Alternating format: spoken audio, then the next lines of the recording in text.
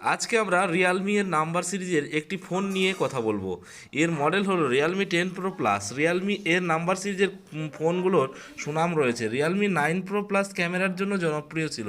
আমরা Realme 10 Pro Plus এর specification দেখে আসি।